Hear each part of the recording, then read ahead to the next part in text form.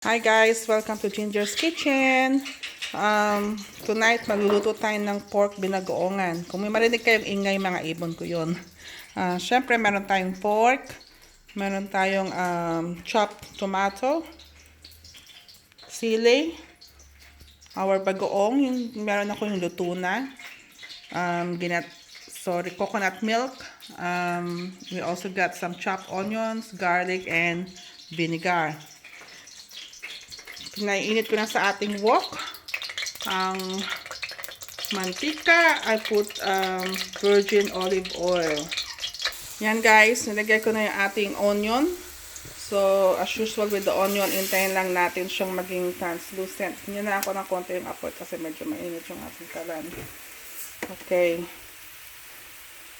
So, igigisa lang natin siya.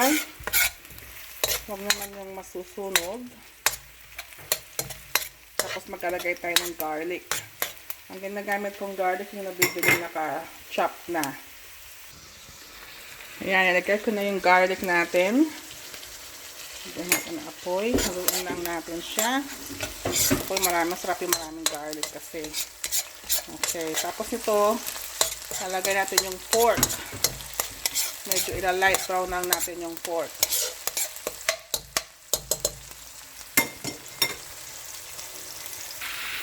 Yan guys, nilagay ko na yung ating pork. Medyo brownin lang natin siya ng konti. Pag medyo brown na siya ng konti, saka nalagay yung ating tomato. Lutuin ko lang muna siya. And I'll get right back to you guys. Yan. So, we're just gonna lightly brown this. Then after that, we're gonna put the tomato.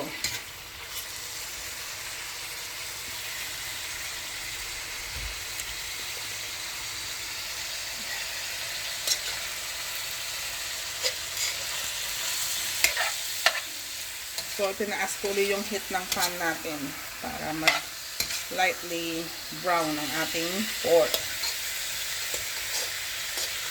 So, recap. Nilagay ko muna ang sibuyas. Pinaluto lang natin siguro mga few seconds lang until it's translucent. Tapos lagay ang ating garlic. Yung chop na. Kasi mas mura yon. Kasi bibili ka ng garlic na sariwa. Yung bulb. And then after magisa ang garlic, ilagay na ang pork. Medyo iluluto-luto ng konti ang pork. Just gonna cook the pork until you can see it's lightly brown. Ito kasing pork ko, pinakuluan ko na siya muna. Kaya parang half cook na rin siya. Ganon. Ganon.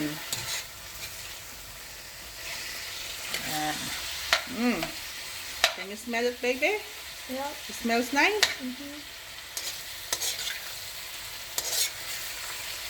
My assistant, my daughter. Say hello. Hello.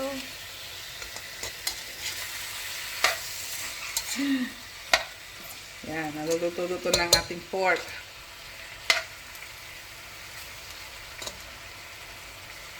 Mabilis lang itong iluto itong dish na to. So, siguro mga 10 minutes or so, meron na kayong ulam. O kasi pa nagluto, yung bang I don't follow exact recipe. So, kumbaga, tansyahan ang timpla. Siyempre, titikman mo habang nagluluto ka. Nasa sayo na yon. Kasi sometimes, if you follow the recipe, hindi naman ukmasa pang lasa mo. So, titweak mo pa rin. Titweak mo na lang. Yan. So, I reckon pwede natin ilagay ang ating tomato. So, ang ginawa ko sa tomato, chinap ko lang siya. So, pinili ko yung ripe na. Yan. Tapos pagka luto na natin ng tomato, lagay na natin yung shrimp paste. O yung ating tinatawag na bagong alamang. Bagong daw. Bagong kasi slang. In short, bagoong. Ayan, bagoong alamang. So, luluto lang natin ang ating tomato o tomato. Oops, sorry. So, kung mapapansin nyo, itong mga niluluto ko ay mga, lutuing bahay. Mga Pinoy na recipe. Some of these, natutunan ko, kaka-observe sa mother ko while cooking, kaka-observe dun sa auntie ko. Yung auntie ko masarap magluto. So, doon natin siya nakuha. Ang pagluluto.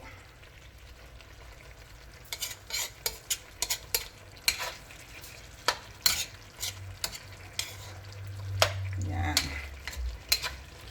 Pag medyo na ano yung ating kamatis, medyo pakuluan lang natin. Nalagay na natin yung ating begong.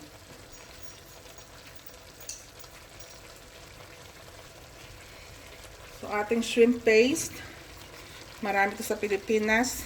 May mabibili kang luto na, may mabibili kang yung ikaw ang maggigisa at magluluto. Pero binibili namin dito kasi sa abroad. Binibili ko yung ano na siya, luto na. Yung sa garapon na. Yan.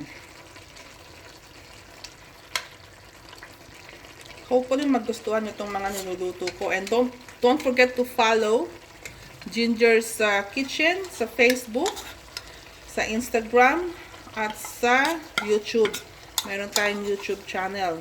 Please follow, like, and subscribe. Yan. We put our shrimp paste na. We're just gonna mix it up. Ihalo lang natin. Napapansin nyo, di pa naglagay ng tubig, pero meron na siyang parang sabaw. That came from the yung ating tomato. Nasa sa inyo kung gusto nyo pang mas marami pang bagoong ang ilagay nyo. Ang nilagay ko lang kasi is 2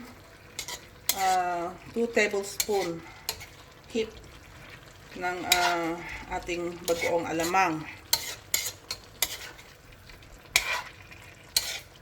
Yan. After nito, ilagay natin yung ating vinegar.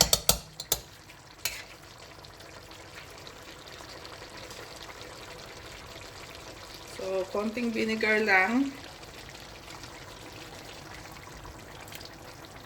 Pakukuluan lang natin, niluluto yung suka. Tatakpan lang natin siya. We're just gonna cover it, and then after probably few minutes, we can put the coconut milk. Yan, habang iniintay lang natin siyang maluto at siya kumukulo na, saka tinalagay ang ating coconut milk. Silipin natin. Yan siya. Konti pa. Saka para medyo lumambot yung ating baboy. Ayan, medyo ano na siya. So, we're just gonna put our coconut milk. And then we're just gonna let it simmer for a few more minutes. Sarap. Looks yummy. Yan. Hintayin lang natin siyang kumulo bago natin siya haluin.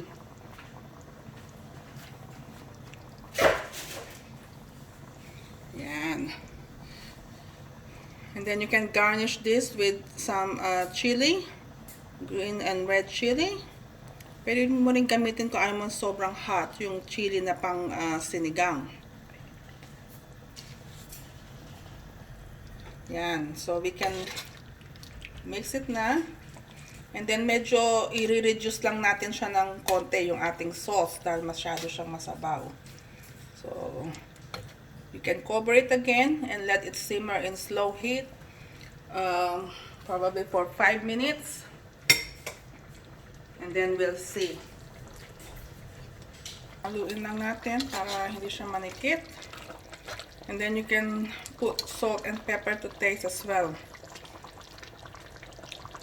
We're just gonna let it simmer for a few more minutes until ma-reduce yung sauce niya. Yan, if you notice po, medyo na our sauce is reduced a little bit. Yan, ang sarap ng amoy. So, konting reduce pa po. And then, it will be ready to be served. Ayan. Ito na siya guys, our finished product. Binagoongang with coconut milk. O binagoongang sa gata. Thank you. Thanks for watching. Don't forget to subscribe, follow, and like our YouTube channel, Ginger's Kitchen. At meron din po tayong Facebook page, also same name, Ginger's Kitchen. Thank you. God bless. Bye.